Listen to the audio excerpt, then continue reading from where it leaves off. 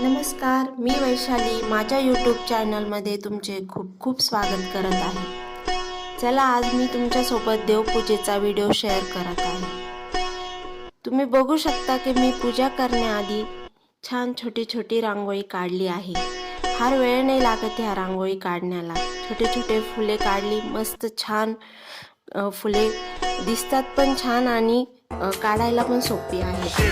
पटकन होतात। त्यानंतर कलशामध्ये पाणी टाकून त्याचं पाणी बदलून मी त्याची पूजा करून घेतली आहे। त्याचप्रमाणे देवाचे आसन बदलले, त्यांना छान स्नान घातले, त्यांना त्यांच्या जागेवर ठेवून हळदी कुंकू चंदन इत्यादी लावले।